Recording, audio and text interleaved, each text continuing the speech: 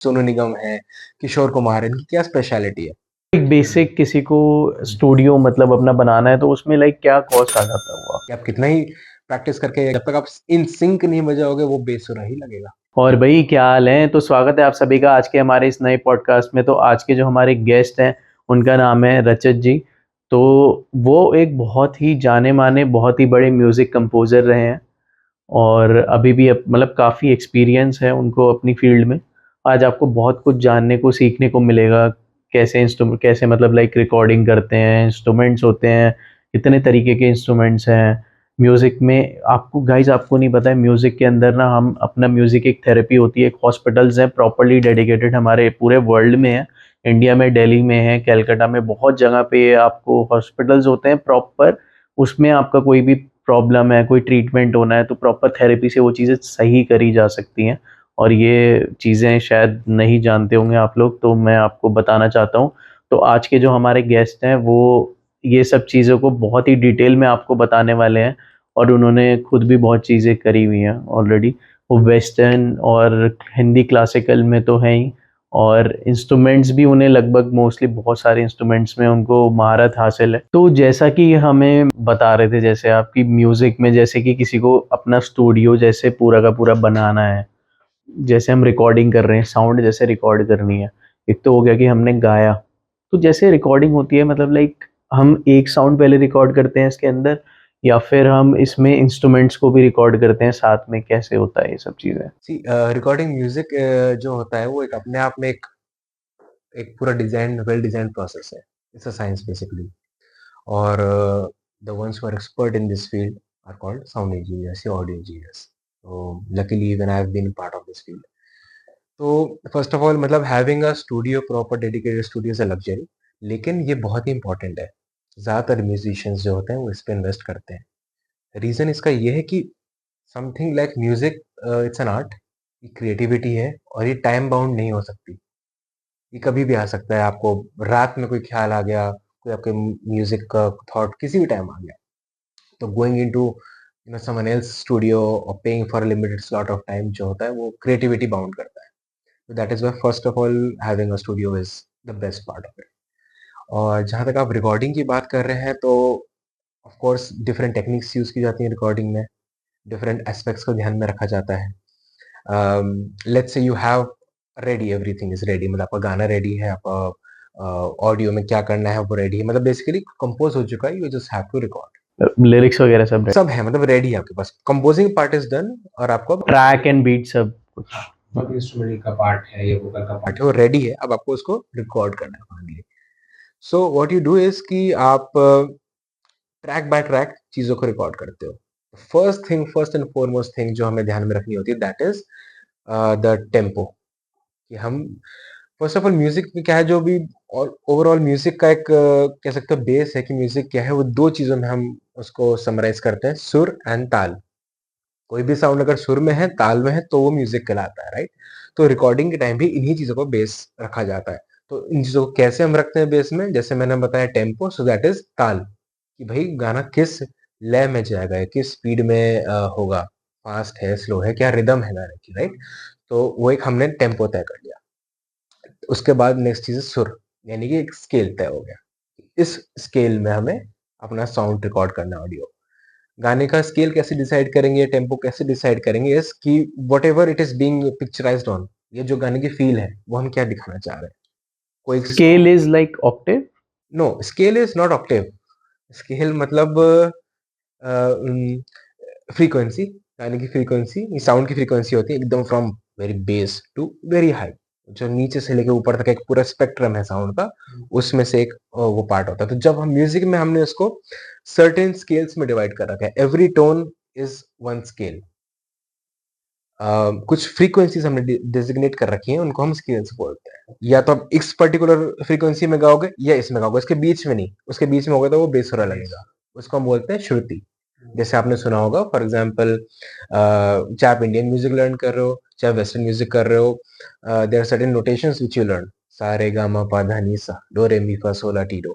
तो ये जो नोट्स हैं, ये पर्टिकुलर मतलब ये तो सुर हो गए, बट स्केल्स इन्हीं से निकलते हैं। और इनके बीच में अगर कोई साउंड आप निकाल रहे हो तो दोज आर कॉल्ड श्रुति। श्रुति। श्रुति। श्रुति। सो यहाँ से आपने गाने का फर्स्ट ऑफ ऑल स्केल तय किया कि कितने हाई होगा। वही सेम ही गाना, सेम कोई एक सॉन्ग ले लो आप, एनीथिंग, वो अलग-अलग स्केल्स में गा सकते हैं हम और अलग-अलग टेम्पो में गा सकते हैं हम। और कोई भी कंपोज़र कैसे डिसाइड करता है कि क्या स्केल रखना है फिर? तो वो डिसाइड होता है बेस की गाने की क्या फ़ील देना चाह रहे हैं हम या किस चीज़ पे पिक्चराइज़ हो रहा है। फॉर एग्ज़ाम्पल कोई गाना है जिसमें लेट्स से गेरुआ, तो उसमें हमने डिसाइड किया है कि पिक्चराइज़ करना है उसमें शाहरुख खान ऐसे अपने हाथ करेगा। तो वो उस स्केल पे थोड़ा-सा हाई स्केल पे होगा। उसी को मैं थोड़ा-सा लो स्केल में गाऊँगा तो फ़ील ही नहीं आएगी गाने की। या कोई एक गाना है चक दे इंडिया, तो झिक झिक झाक झिक शुरू में टेम्पो में बीट बजेगी, उससे स्लो बजेगी तो स्पोर्टी वाली मूड ही नहीं आएगा आपको। पार्टी सॉन्ग्स हैं तो हमेशा हाई स्केल में और अपबीट रहेंगे।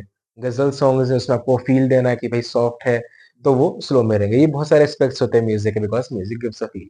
तो these are the first 2 things which we keep in mind. हमने स्केल तय कर लिया गाने का, हमने लय तय कर ली गाने की। फिर based on what all kind of sounds we are giving in our song, हमने गाना डिसाइड कर रखा है रिकॉर्ड करने से पहले। हमें पता है कि इसमें ड्रम्स हैं या इसमें गिटार है, व्हाटएवर ट्यून जो पहले आ रही है, हम एक लय तय कर ली, उसमें हमने बीट लगा दी अपनी फर्स्ट लेयर में। सेकंड लेयर में हमने उसमें multiple layers of let's say string instruments या कीज इंस्ट्रूमेंट्स या फ्लूट या कोई वोकल पहले डालना है, तो वो जो भी उसमें एक है, उस तरह side vocals, not the main vocal, ये हमने पहले एक रिकॉर्ड कर लिया उसमें, one by one, layer by layer. Easier ये रहता है, see first of all music में देयर इज नो सेट तरीका कि ऐसे ही 100% टाइम होता है, because it's an art, it's a creativity thing, तो वो सॉन्ग टू सॉन्ग डिपेंड करता है। Mostly as a rule of thumb what I am telling you. तो हमने पहले एक लेयर रिकॉर्ड कर ली, एक बीट रिकॉर्ड हो गई, उसके ऊपर लेयर पर एक बेस लेयर तो रिकॉर्ड ये हो गई। अलग-अलग रिकॉर्ड करना पड़ता है? ऑफ कोर्स हम लेयर बाय लेयर, हम जैसे जब कंपोज कर रहा है बंदा तब वो चार चीजें साथ में करेगा।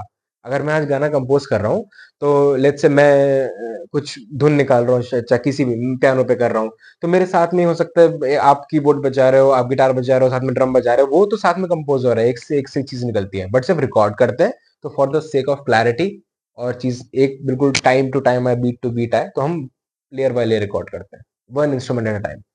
और कोई आप जब गाना सुनते हो ना तो सुन के, even if you are a musician, even then you won't realize कि इसमें कितने इंस्ट्रूमेंट बज रहे हैं। आपको लगेगा अच्छा हाँ, सुनने में मोटे मोटे हमें तीन चार, हाँ ड्रम सुनाई दे रहा है, गिटार सुनाई दे रहा है, बट नहीं, उसमें और चार वाद्य यंत्रों की या तो साउंड्स होगी, ये वोकली ही कुछ और बैकग्राउंड, इतने सारे हमने हारमोनी कर रखी है, कुछ ना कुछ ऐसी बहुत सारी चीजें होती हैं वो रिकॉर्डिंग के टाइम पे, मतलब that is what audio engineer takes a call, कि हम इसमें क्या ऐड कर सकते हैं इसको और सुंदर लगाने के लिए, वो पर्टिकुलर फील ज्यादा देने के लिए।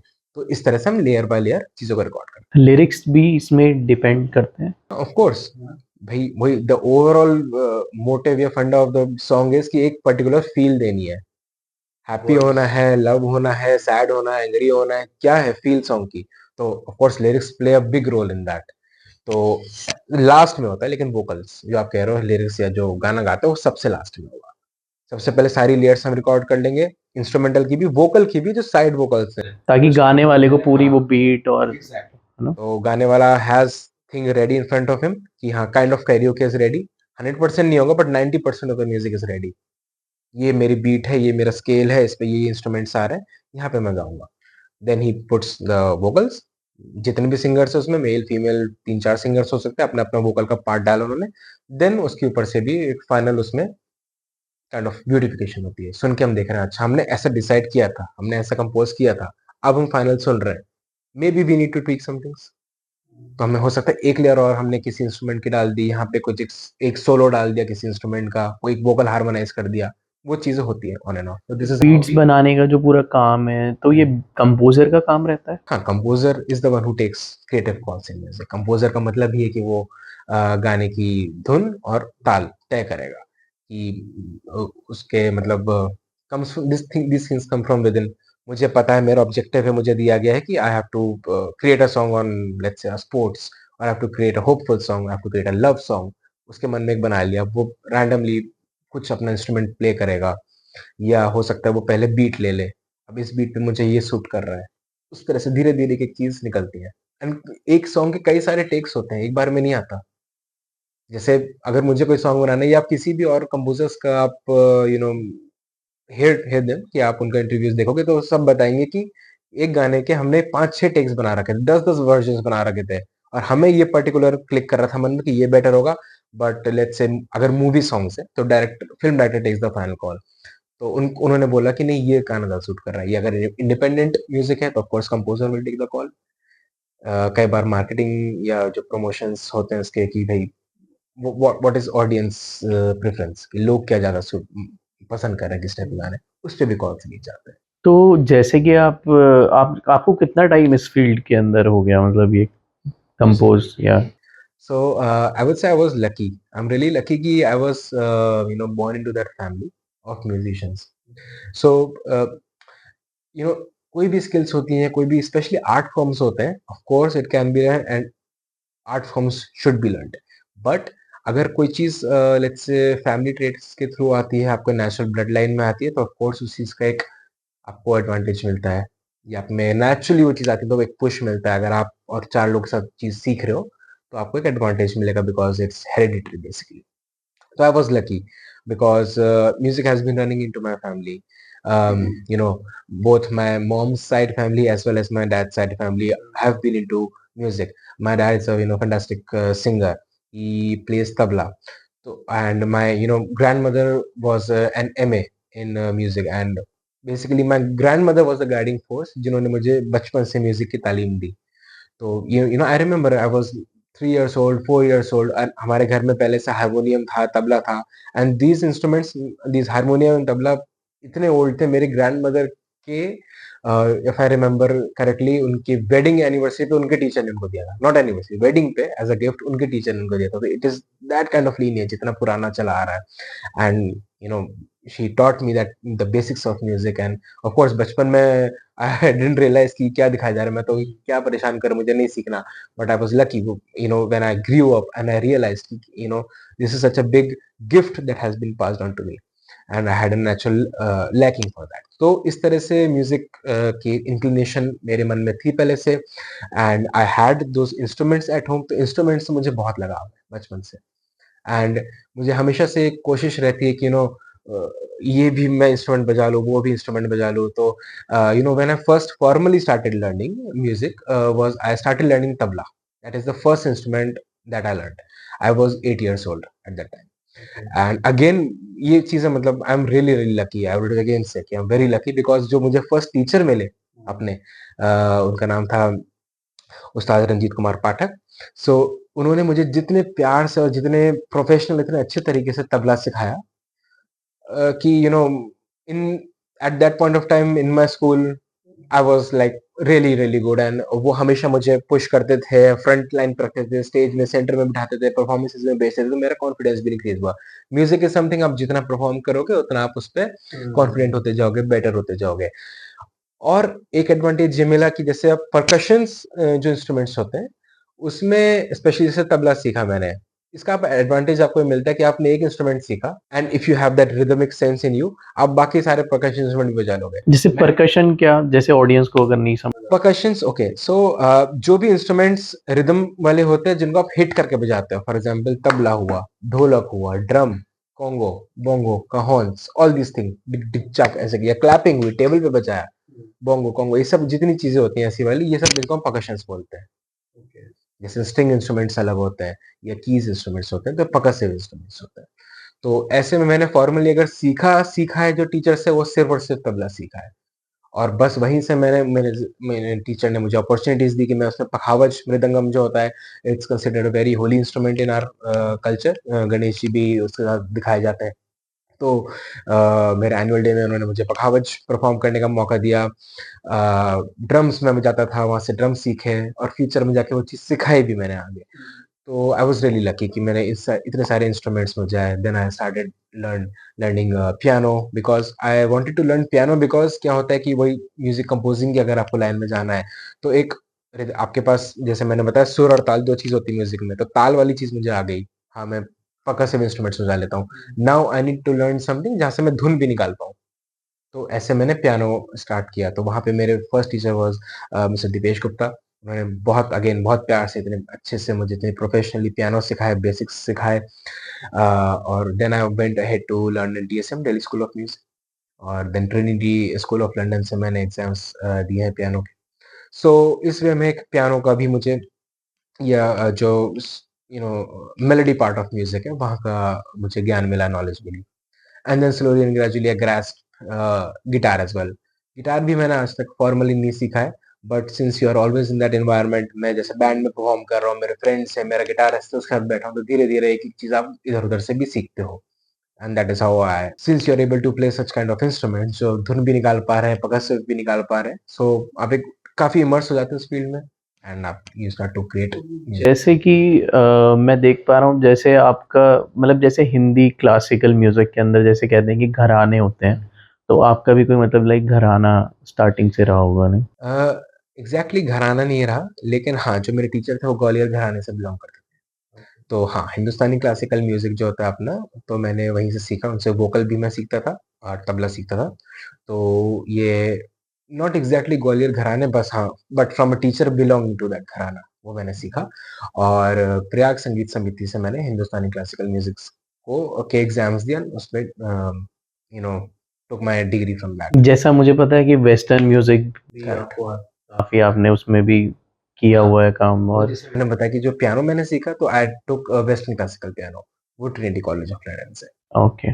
सो वेस्टर्न म्यूजिक ज़्यादा टफ रहता है या फिर क्लासिकल में ज़्यादा आपसे कहते हैं कि क्लासिकल ज़्यादा टफ है? See, these are two different things. Western and Indian is one category, and classical and these are forms of music. एक हो गया इंडियन क्लासिकल, एक हो गया western classical. These are different genres of music. तो classical एक genre हो गया, या उसमें लाइट एक जॉनर हो गया, या पॉप एक जॉनर हो गया, rock, jazz, ghazal, Bollywood, light, all these are different genres. The most I think I should say depth जिसमें सबसे ज़्यादा होती है, सबसे डिटेल्ड होता है, वो क्लासिकल फॉर्म में होता है किसी में, चाहे वेस्टर्न में लो, चाहे आप क्लासिकल में लो, तो सॉरी इंडियन, इंडियन। या किसी भी और में हो। तो वेस्टर्न एंड इंडियन का कोई फर्क नहीं, music is music, that is just difference of language. Okay. बाकी चीज़ें सेम रहती हैं। एग्जैक्टली, म्यूजिक क्या है, वो एक साउंड है। साउंड तो पूरी दुनिया में, पूरे वर्ल्ड में, पूरे यूनिवर्स में जो भी साउंड उत्पन्न हो रहे हैं, वो साउंड ही है। वो चाहे कोई इंसान कर रहा है, किसी भी कंट्री का इंसान कर रहा है, चाहे कोई जानवर कर रहा है, कोई चिड़िया कर रही है, चाहे कोई स्टार कर रहा है, कोई ब्लैक होल कर रहा है, जो फ्रीक्वेंसीज निकल रही है साउंड की, वो वही है। अब उसको हम जब म्यूजिक में डिनोट करते हैं, तो सर्टेन, जैसे मैंने शुरू में बताया था, फ्रीक्वेंसीज पे हमने स्केल्स बना रखे हैं। वो पर्टिकुलर साउंड है, वो किसी भी लैंग्वेज में हो सकती है। इट इज जस्ट ये साउंड, इसका कोई लैंग्वेज नहीं है, that is just a sound. उसको हमने, अगर इंडियन क्लासिकल में हम सीख रहे हैं, अगर आप हिंदी बोलते हो, तो जैसे सा रे गा मा, और उसे हम वेस्टर्न में करते हैं, तो डो रे मी फा। बाकी वो स्केल, उसकी लय, उसकी टेम्प सब एवरीथिंग, वो जो जो टेक्निकल एस्पेक्ट्स हैं, जो साउंड है, वो तो सेम ही है। अगर आप लेट्स से सी शार्प एक नोट बजाओगे की पे, तो वो वही आवाज देगा, चाहे आप बजाओ, चाहे दुनिया का कोई और आदमी बजाए। मतलब आप वेस्टर्न करो या classical. Western and Indian and या any other kind of denomination, all these categories are basically language based, that is the only difference.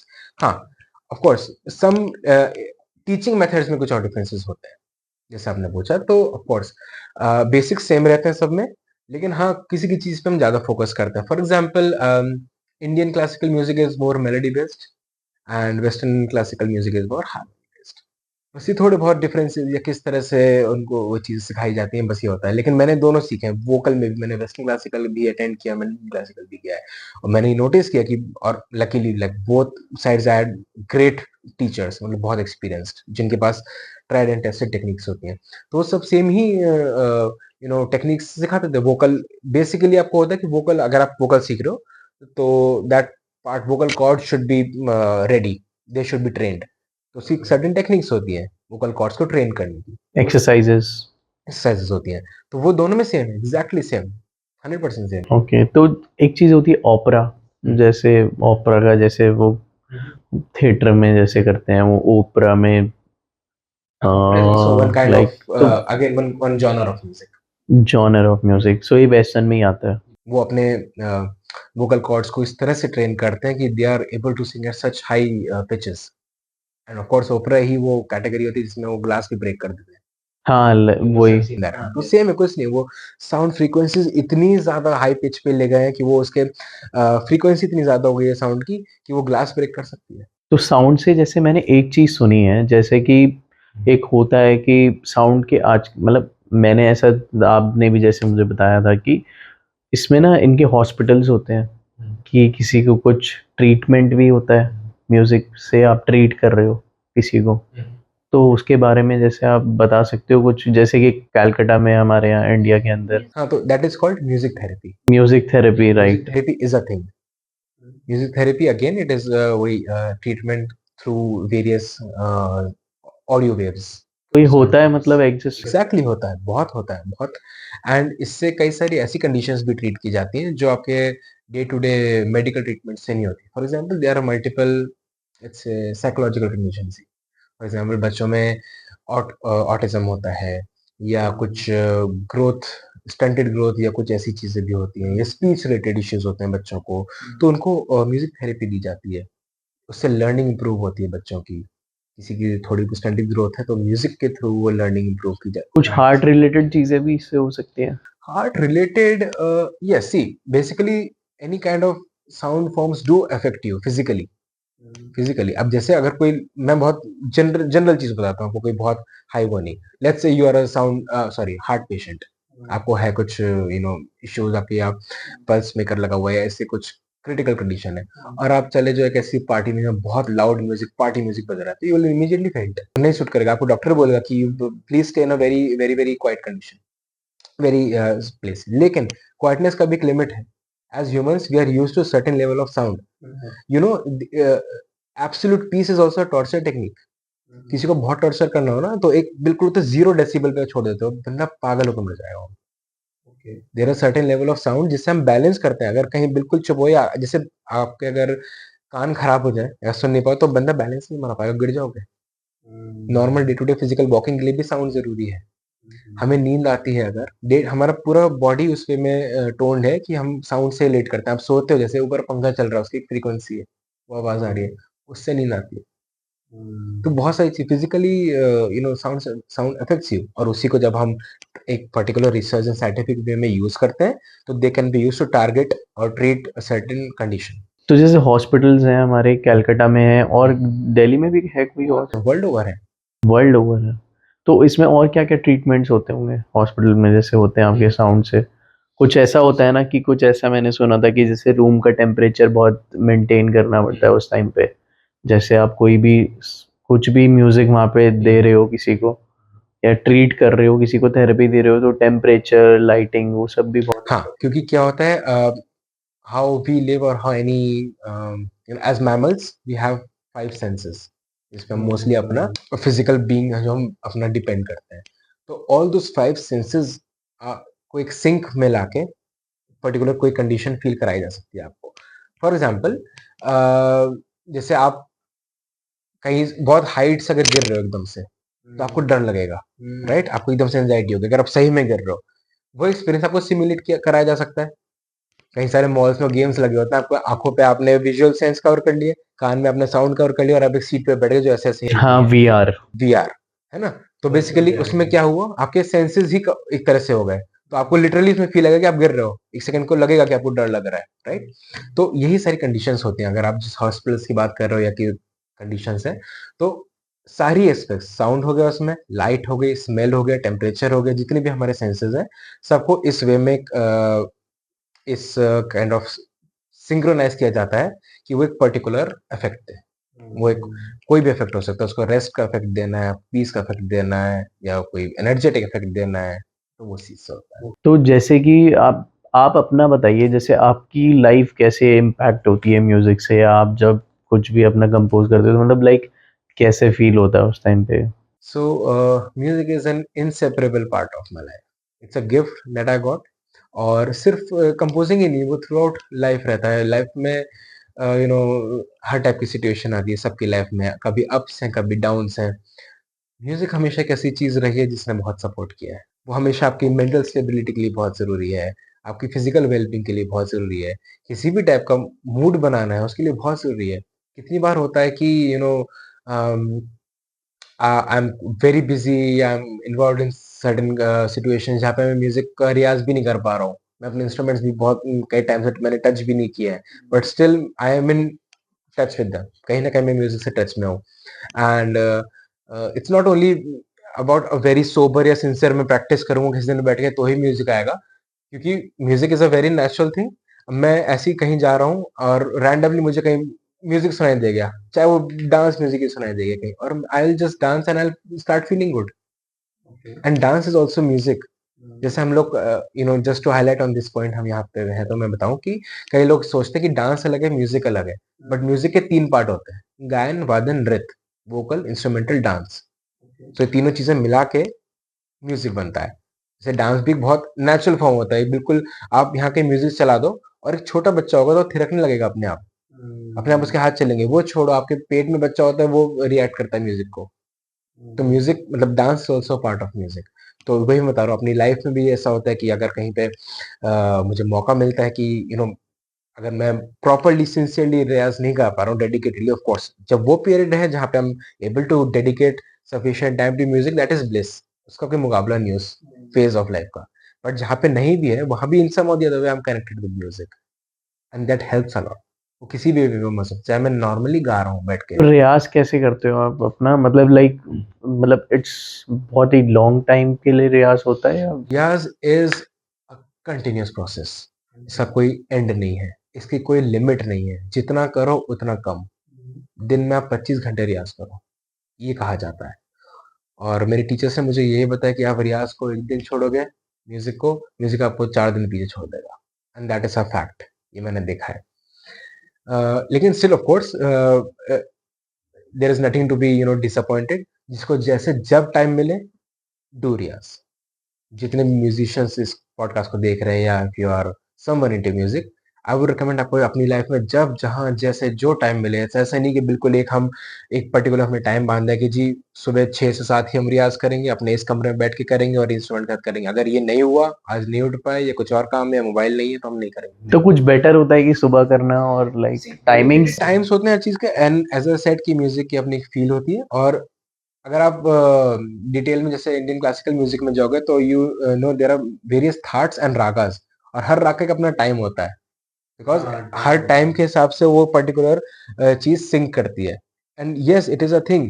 Even if you are not a musician, आप ये चीज रियलाइज करोगे, आप आपने feel की होगी कि जो म्यूजिक आप सुनते हो ना, कुछ भी सीजनल जो होते हैं, ये फेस्टिवल से रिलेटेड होते हैं, वो सिर्फ उसी पे सूट करते हैं। आप क्रिसमस के टाइम पे जो कैरल सुनते हो या कुछ भी क्रिसमस रिलेटेड सॉन्ग सुनते हो, मजा आ जाता है सुनके। वो आप मार्च में सुनो, जुलाई में सुनो, बैठे आपको मजा ही नहीं आएगा। होली के जो सॉन्ग्स है, वो होली के दिन जब चलते हैं तो स्वाद आ जाता है एकदम। वो आप सुन लो कि दिवाली पे, आपको मजा नहीं आएगा। कि म्यूजिक का एक टाइम है, वो एक पर्टिकुलर फील, जब दोनों टाइम और म्यूजिक सिंक होता है तो बूस्ट करके देता है वो फील। थोड़ी बहुत आपको आ जाएगी, आज भी जिंगल बेल सुनूंगा तो शायद अच्छा लगेगा, बट वो बात ही नहीं आएगी जो क्रिसमस के दिन आएगी। जो फेस्टिवल्स है, मैं ये तो एक एग्जांपल दे रहा हूँ, किसी का भी। जैसे तानसेन जी ने एक राग है जिसमें बारिश हो जाती थी पहले, वो रियल में बारिशें हुई हैं? तो कृष्ण जन्माष्टमी पे सॉन्ग चलते हैं, या दिवाली पे अपने सॉन्ग्स चलते हैं, या जिस भी रिलीजन के जो भी सॉन्ग्स है, ईद पे उनके सॉन्ग जो भी है, वो उस टाइम पे फील देता है, उसी टाइम के अकॉर्डिंग। तो सिमिलरली रियाज के भी बताया जाता है। तो रियाज का कोई टाइम नहीं होता, हाँ राग का टाइम होता है। बट रियाज ऐसे प्रिफर करते हैं, अगर पॉसिबल है तो आप सुबह करो, first thing after waking up. Reason भी कि जब आप उठते हो तब आपका मतलब थ्रोट जो है रेस्ट पे होता है। उस टाइम आप वोकल कॉर्ड्स को ओपन करो। ये वोकल प्रैक्टिस की बात कर रहा हूँ मैं। अगर इंस्ट्रूमेंटल करते हो तो उसको आप और भी कर सकते हो, बट वोकल भी आप कभी भी कर सकते हो, ऐसे नहीं। अगर आप बिजी हो और आपके पास कोई इंस्ट्रूमेंट्स नहीं है, आज के टाइम सबके पास फोन है, जस्ट टेक योर फोन, उस पर एक just install any application. Multiple application है हर इंस्ट्रूमेंट्स के लर्न करने के लिए। वोकल के लिए भी तानपुरा एप्स हैं, उसमें मेट्रोनोम एप्स हैं वो ताल के लिए। जस्ट वो ऑन करो एंड स्टार्ट हमिंग। आप ड्राइव कर रहे हो, मतलब I won't recommend while driving, of course it's risky, but कुछ और काम कर रहे हो, जा रहे हो, वॉक कर रहे हो, कुछ और काम कर रहे हो जहाँ पे यू कैन प्रोड्यूस साउंड, आप अकेले कमरे में बैठे हो, करते करते you can start humming in a particular note. रियाज कैसे हमिंग में ही होता है फिर? और मल्टीपल टेक्निक्स होती हैं, वही रियाज डिपेंड करता है आप किस चीज का कर रहे हो। अगर फॉर एग्जांपल वोकल का कर रहे हो तो आपको अपने वोकल कॉर्ड्स प्रिपेयर करनी है, उसकी मल्टीपल एक्सरसाइजेज एंड टेक्निक्स हैं। आप ऑफ कोर्स, तो जो टेक्निक्स मैं फॉलो करता हूँ, जो मेरे मुझे टीचर्स ने बताए हैं, वो यही है कि आपको अगर वोकल कॉर्ड्स प्रिपेयर करने हैं अपने, वोकल मतलब सिंगर बनने का मतलब ही है कि आपका वोकल कॉर्ड तैयार होना चाहिए। अगर आप कोई और इंस्ट्रूमेंट बजाते हो तो जो भी यूज हो रहा है उसमें फिंगर्स, हैंड, वट वो तैयार होना चाहिए एकदम। मतलब इतना तैयार, मतलब ये होता है कि कॉन्शियसली आपको सोचना ना पड़े। हम्म। मैं अगर पियानो में बजा रहा हूँ तो मैं बिना देखे बिना सोचे मैं बजाऊंगा, अपने आप उंगलियां सही नोट पे पड़ेंगी, एक भी नोट इधर उधर नहीं होगा। और वोकल में हूँ तो मैं बिना सोचे अगर आप कोई दोगे मैं गाऊंगा तो सारे note at least 90-95% of the notes will hit without thinking. मुझे कॉन्शियस एफर्ट नहीं डालना पड़ेगा, एग्जैक्ट सुर पकड़ेगा। जो भी जो भी ऐसे लोग हैं जिनको आप मानते हो कि आज हाँ सिंगर्स हैं ये बहुत बेस्ट, सोनू निगम है, किशोर कुमार है, इनकी क्या स्पेशलिटी है? इनकी यही स्पेशलिटी कि मुंह खोलेंगे तो सीधा नोट हिट करेगा 100%, and that is what you like.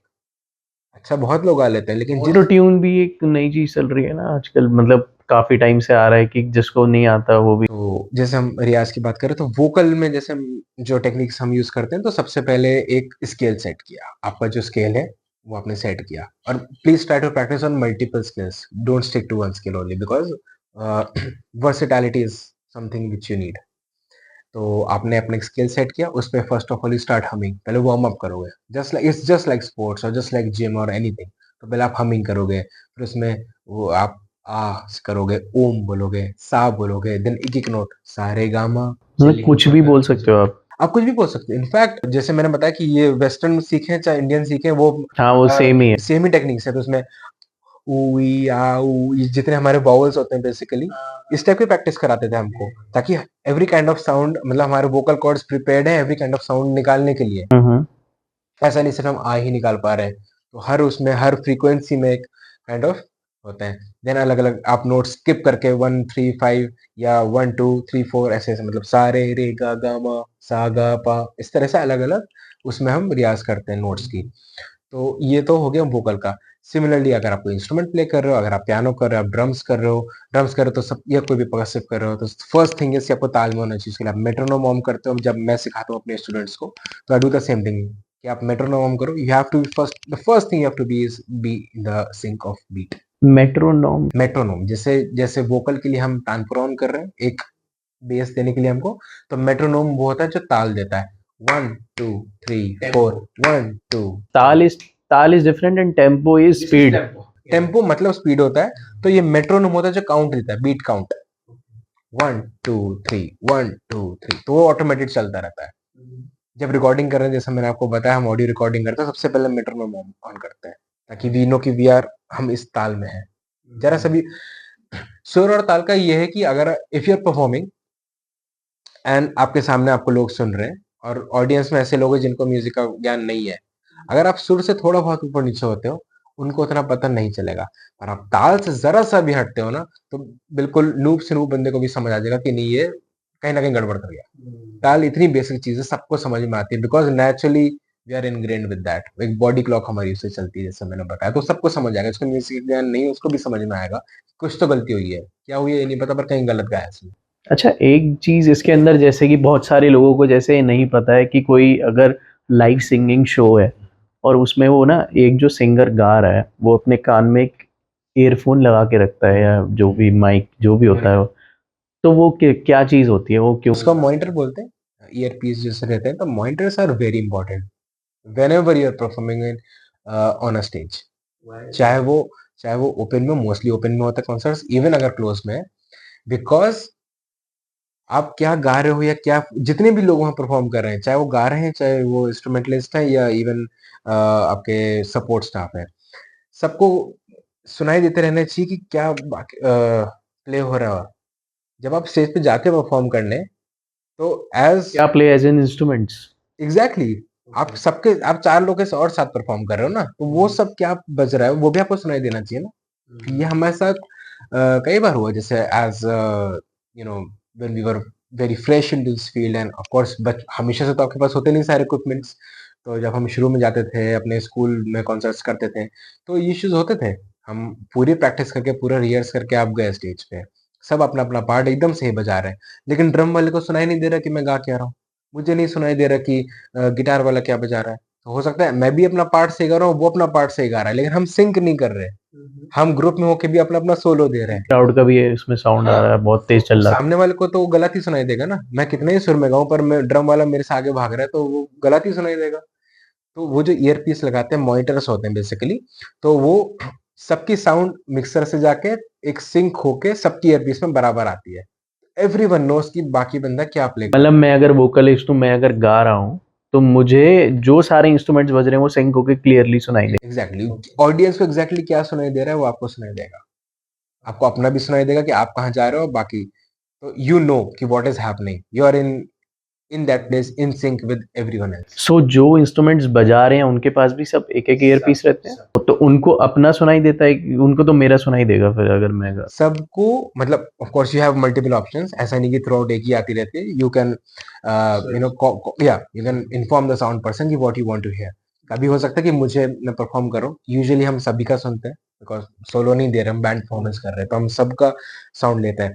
But in case I need कि नहीं मुझे सिर्फ अपना साउंड चाहिए, अभी मुझे कुछ इंप्रूव करना है या मुझे अपना ऊपर नीचे करना है, कुछ देखना है, तो I ask the sound coordinator कि आप मुझे मेरी साउंड दो, माइक नंबर इसकी साउंड दो, या मुझे खाली ड्रम का सुनना है कि वो कहाँ जा रहा है, तो वो चलते-चलते ही हो जाता है स्विच? ओके। किस माइक की फीड उसमें जा रही है, वो स्विच होता है उसमें। वो बहुत ज़रूरी है, that is the most important part कि आप कितना ही प्रैक्टिस करके या कितने ही जब तक आप इन सिंक नहीं बजाओगे वो बेसुरा ही लगेगा। That is the most important part. तो जो मॉनिटर्स तो वो एक ईयर पीस हो गया और जो स्टेज पे जैसे लगते हैं वो भी तो मॉनिटर वो भी मॉनिटर्स होते हैं, वो इंडिविजुअलाइज़ नहीं होते ना, वो जनरल है। वो वहाँ पे 2 मॉनिटर्स लगे हैं, वो सबको बराबर सुनाई दे रहे हैं। तो आपने देखा होगा मल्टीपल सेटअप्स होते हैं। एक तो अगर छोटा बैंड परफॉर्म कर रहा है तो खाली, and of course these things are about budget, how much budget you have, these things are freaking costly. तो अगर छोटा बैंड परफॉर्म कर रहा है तो सामने हमने 2 मॉनिटर्स रखे और 4 से 5 ही लोग हैं हम, तो सबको बराबर सुनाई दे रहा है। थोड़ा और बड़ा बैंड है, मॉनिटर्स में से अपनी साउंड हमको उसमें से भी सुनाई देगी और ईयर पीस में भी है। हाँ, वो ईयरपीस अगर आपके पास लेट्स से नहीं है, तो एक होता है कि थोड़ा-सा बड़ा बैंड है and you have a big audience, तो सब अपना-अपना इंडिविजुअल मॉनिटर्स होता है। ड्रमर का अपना एक मॉनिटर रखा हुआ है, गिटारिस्ट के पास अपना एक मॉनिटर है, तो मुझे खाली इसकी साउंड चाहिए अभी, मुझे इसकी चाहिए, तो वो अपना अप एंड डाउन कर सकता है अपना सुनने के लिए कि मैं कहाँ बजा रहा हूँ, वो अपनी साउंड आती है उसमें। And of course as you go higher you have more budget, the more you can invest in such technology, the more better. I mean, the more you can invest in such thing, the better you can make use your band sound. So every artist that you see on stage or live, so वो सभी of course they come heavily prepared with such things. So उनकी भी कई गलतियां होती होंगी but आपको पता भी नहीं चलेंगी because they are able to coordinate so well because of monitors and earpieces and everything. सो जैसे किसी को एक अपना स्टूडियो बनाना है खुद का, तो उसमें लाइक कितना एक्सपेंस आता होगा और क्या-क्या चीज़ें हमें रिक्वायर्ड रहती हैं? So, as I told in previous section, ki having a studio is a luxury first of all, and of course these are expensive things, or there is no upper limit. So the most basic thing you can have is you need to have a very quiet place. एक आप छोटा size का ऐसा कुछ नहीं है कि आपको ये बड़ा ही होना चाहिए। आपके पास कोई छोटा स्पेस है, एक सिंगल अपना रूम है, कोई बेडरूम है, हाफ रूम भी है ना, 10 बाय 12 का रूम है सपोज़। कर सकते हो आप उसको, स्टूडियो में कन्वर्ट कर सकते हो। मतलब लिमिटेशन उसमें यही होंगी, स्पेस है तो एक बार में शायद एक ही बंदा आ पाए, रिकॉर्ड कर पाए। तो आपको इसमें सबसे ज़रूरी होती है sound proofing.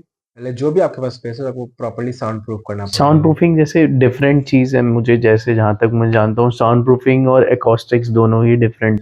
Acoustics is the full process कि आप कैसे एक रूम को साउंड के अकॉर्डिंग बनाते हो। Sound proofing is one part of acoustics. Sound आएगी नहीं या आएगी, कितनी आएगी, इको करेगी, कैसी होगी, कहाँ जाएगी, कहाँ नहीं जाएगी, all those things are acoustics. Playing with sounds, working with sound is called acoustics. And what is sound proofing is The like sound proofing कि इस रूम में आप कितना ही आवाज़ कर लो बाहर नहीं जाएगी। तो आप जैसे जाओगे मल्टीपल स्टूडियोज़ में जहाँ भी रिकॉर्डिंग होती है, तो अंदर पूरा फुल बैंड परफॉर्म कर रहा है, हाई डेसिबल्स पे सारे इंस्ट्रूमेंट्स बज रहे हैं, बाहर आपको ना के बराबर आवाज़ आ रही होगी। इतना मोटा उसमें डोर होगा, उसमें वॉल्स में उस टाइप की कुशनिंग्स लगा रखे होंगे, प्रॉपर पीसेस आते हैं। So through that you can sound proof your room. Or once it is soundproof, then you can go ahead with installing multiple equipments. आपके पास certain कुछ basic of course music का आप कुछ कर रहे हो तो you have to have instruments. आप record करना चाह रहे हो तो you have to have recording instruments, condenser mics. You have to have of course system, monitors, uh, basic mixer. तो मिक्स these of course कि आप record करोगे तो mixing is the most important part of it. तो and mic setups, and these are the basic things that you can have a few instruments of your own, a good so configuration. Basic mixer mixer वगैरह मतलब किसी को लेना है तो ये कौन से ब्रांड में मतलब चीपर और मतलब सही See, पड़ता है? ऐसे कोई ब्रांड स्पेसिफिक मैं रिकमेंड नहीं करूँगा, बट हाँ, there are multiple good brands. Yamaha is of course a very good brand in mixers? in every aspect. Yamaha is a really good brand. I mean, I'm not endorsing any particular brand, but हाँ, मैं particularly खुद use करता हूँ। Be it Yamaha motors या Yamaha musical instruments, चाहे उनके pianos हों, those are great, चाहे उनके electronic instruments हों, those are great।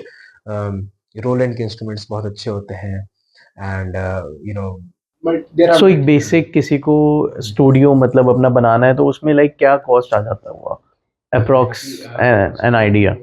I cannot give you an approximate idea of cost because it depends on where you are living। वहाँ पे आपकी क्या कॉस्ट है, आप जितना एरिया ले रहे हो, जो भी रूम है वहाँ की क्या लैंड की क्या कॉस्ट है, आपने रेंट कर रखा है वो जगह या सिर्फ एक सेटअप लाइक? की।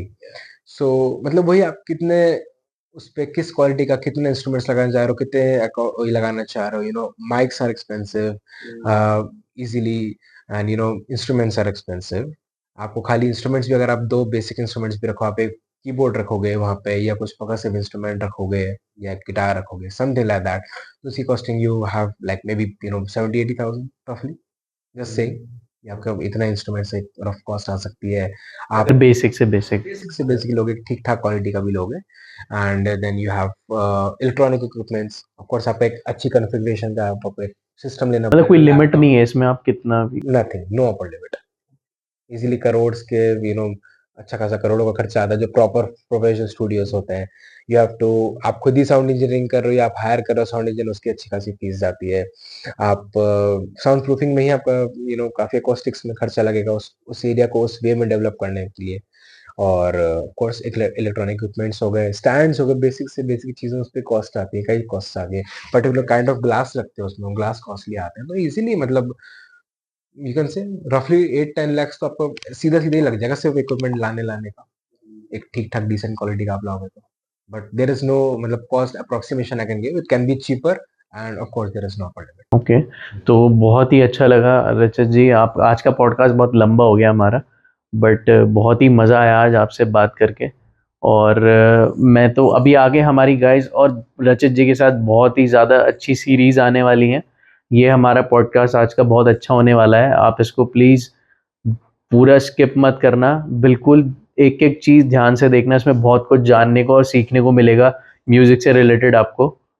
और जैसा कि आपको पता है कि हमारा एक व्हाट्सएप का नंबर रहता है जो डिस्क्रिप्शन में नीचे आपको मिलेगा, उस पे आप हमको अपना स्टोरी शेयर कर सकते हैं and we can contact you as well. So guys, हमें फॉलो करें इंस्टाग्राम पे और फेसबुक पे, और हमें सब्सक्राइब करें और अपना बेल आइकन दबाना ना भूलें।